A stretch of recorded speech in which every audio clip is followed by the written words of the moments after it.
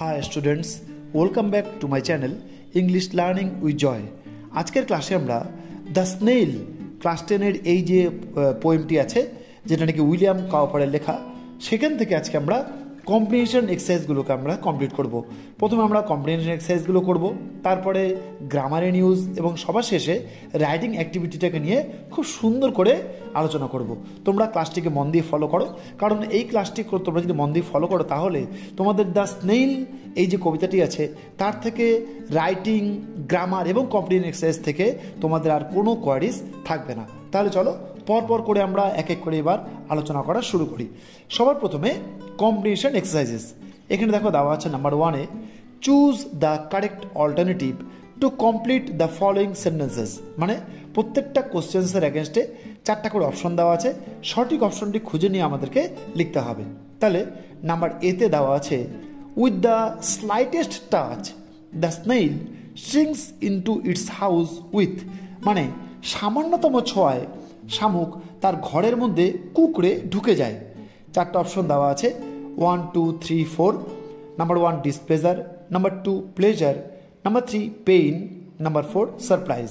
তাহলে সঠিক অ্যান্সারটি আমরা জানি, আমরা পড়েছি কবিতাতে ডিসপ্লেজার। ঠিক আছে, বিরক্তিতে সে নিজের খোলসের মধ্যে সে ঢুকে যায়। Number be in it's house the snail lives with.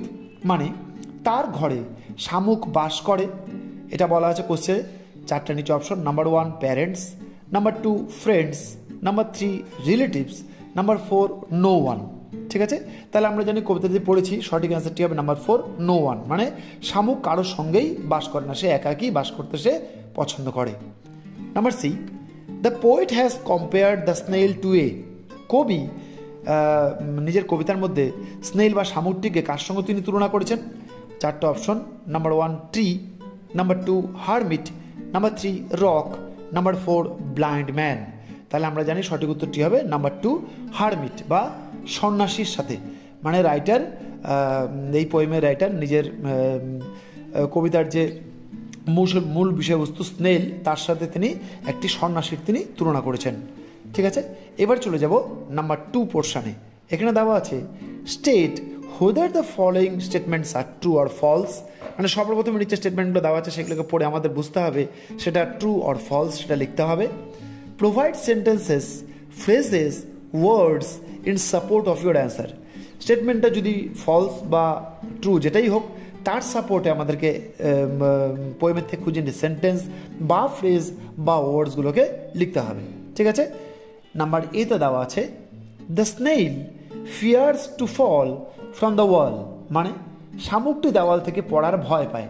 তাহলে আমরা জানি এটা অ্যান্সারটি হবে, বা প্রথমে যেটা নাকি হবে সেটা হলো এটা কিন্তু একটা ফলস।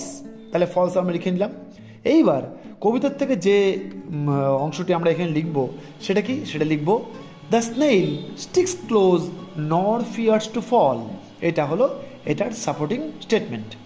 ঠিক আছে, এবার number B the snail comes out of his house during a Sturm. মানে শামুকটি ঝড়ের সময় তার ঘরের বাইরে বেরিয়ে আসে। তাহলে আমরা জানি এটা ফলস, এটা কখনোই হয় না, রাইটার আমাদের এরকম বলেননি। ঠিক আছে, তাহলে এর সাপোর্টে যে সাপোর্টিং স্টেটমেন্টটি দেওয়া হবে পোয়েমের থেকে, সেটা কি?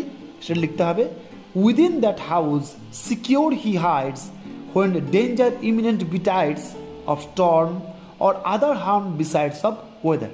ঠিক আছে, এবার চলে যাব নাম্বার সিতে। এখানে দেওয়া আছে the snail and his house are conjoint. ঠিক আছে, মানে হলো শামুক এবং তার বাড়ি অবিচ্ছেদ্য। ঠিক আছে, তাহলে এটা আমরা জানি এটা হবে ট্রু। তাহলে আমরা প্রথমে ব্র্যাকেটে আমরা ট্রু লিখে নিলাম।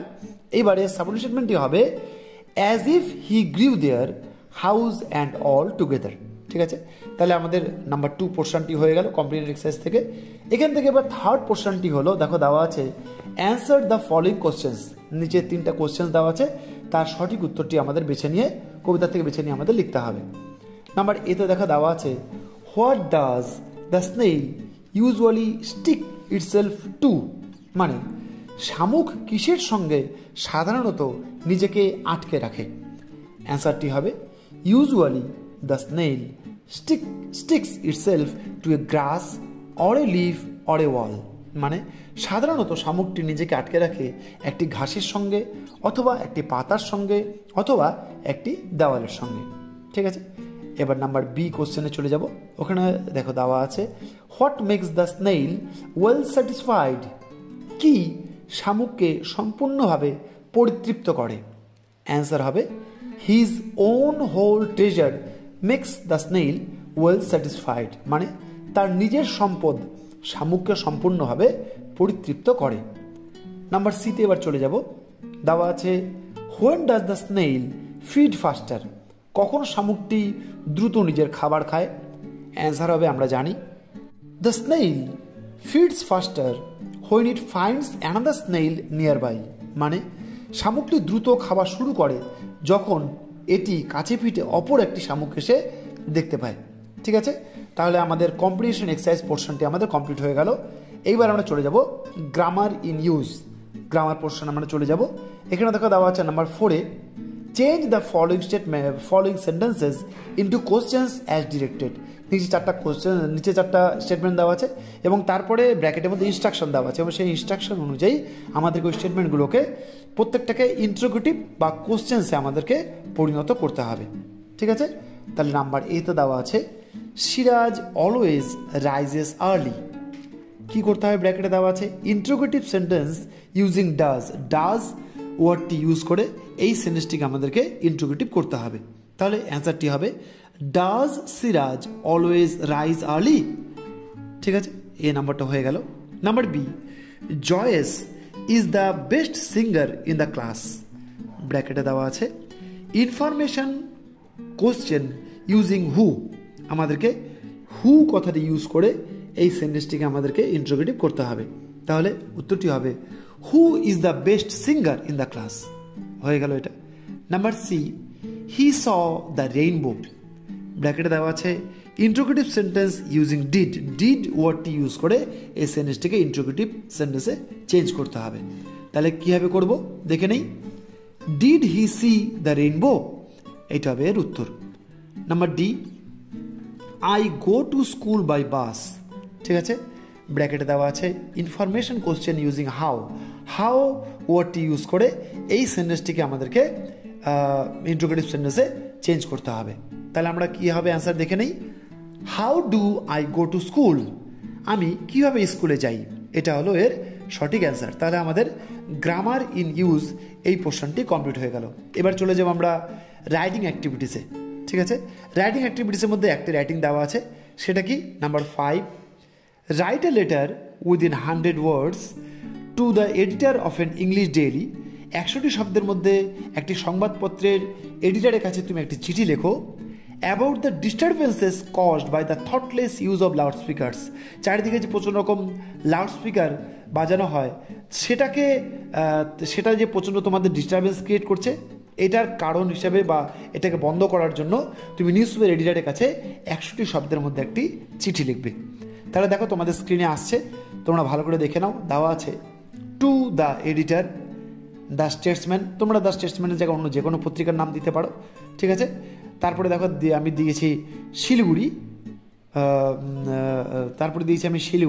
ঠিক আছে, তাহলে তারপরে ওয়েস্ট বেঙ্গল, আর তার নিচে ডেট। তাহলে এখানে তোমরা যেখানকার তোমরা থাকবে সেখানকার তোমরা পত্রিকার নাম দিয়ে সেখানকার তুমি অ্যাড্রেস দিতে পারো, তাতে কোনো অসুবিধা নেই। ঠিক আছে, সাবজেক্ট হবে thoughtless use of loudspeakers. ঠিক আছে, লাউড স্পিকারের যথেচ্ছ ব্যবহার, এটা সাবজেক্ট। তাহলে আমি এবার সাবজেক্টটি কি লিখব? Sir, through the columns of your esteemed daily I want to express my view about the inconvenience caused by the thoughtless use of loudspeakers. মানে আপনার প্রচারিত দৈনিক কলামের মাধ্যমে লাউড স্পিকারের যথেচ্ছ ব্যবহারের ফলে যে সমস্যার সৃষ্টি হচ্ছে সেই বিষয়ে আমি আমার মতামত জানাতে চাই। The thoughtless use of loudspeakers in almost all towns and villages nowadays has become a real headache to the peace-loving people. ঠিক আছে, মানে প্রায় সকল শহর ও গ্রামে লাউডস্পিকারের যথেচ্ছ ব্যবহার বর্তমানে শান্তিপ্রিয় যে জনসাধারণ আছে তাদের কাছে এক সত্যি মাথা ব্যথার কারণ হয়ে দাঁড়িয়েছে। In political party meetings, religious gatherings, different camps and festivals, loudspeakers are used well beyond the permissible limit. মানে রাজনৈতিক দলের সম্মেলনগুলিতে, ধর্মীয় জনসভাগুলিতে, বিভিন্ন ক্যাম্প এবং উৎসবগুলিতে লাউডস্পিকারগুলি অনুমোদিত যে তাদের যে একটা মাত্রা থাকে যে এই মাত্রায় লাউডস্পিকার বাজানো যাবে সেটার থেকে অনেক বেশি মাত্রায় তারা ব্যবহার করে। It not only disturbs the patients but also prevents the old people from enjoying their leisure at night. এই জিনিসটি শুধুমাত্র যে রুগীদের বিব্রত করে শুধু তাই নয়, বয়স্ক যে বৃদ্ধারা যারা নাকি থাকে, যারা নাকি রাতের ঘুম ঘুমায়, সেটাতেও কিন্তু তাদের এই লাউডস্পিকারের অস্বাভাবিক পরিমাণে বাজানোটা ব্যাঘাত ঘটায়। I pray to the concerned authority to take immediate action against the offenders. আমি যে সংশ্লিষ্ট কর্তৃপক্ষ আছে তার কাছে আবেদন রাখছি যেন এই আইন লঙ্ঘনকারীদের বিরুদ্ধে যথাযথ ব্যবস্থা নেওয়া হয়। ইয়োর্স ফেথফুলি দিয়ে তুমি তোমার নাম দিবে এবং তোমার ঠিকানা। তাহলে এটা আমাদের হয়ে গেল, রাইটিং অ্যাক্টিভিটিস কমপ্লিট হয়ে গেল এবং আমাদের ক্লাসটি কিন্তু আজকে এখানেই শেষ হলো। তোমরা ভালো করে আজকের ক্লাসটি ফলো করো এবং আজকের ক্লাসটি ফলো করলে তোমরা দ্য স্নেইল এই যে চ্যাপ্টারটি আছে এখান থেকে সমস্ত রকম জিনিস, কম্প্রিহেনশন এক্সারসাইজ, গ্রামার নিউজ এবং রাইটিং অ্যাক্টিভিটিগুলোকে খুব ভালো করে শিখে নিতে পারবে। তাহলে চলো আমাদের দেখা হবে এরপরে আরেকটি ভিডিওতে। ততদিন পর্যন্ত তোমরা ভালো থেকো, সুস্থ থেকো, গুড বাই।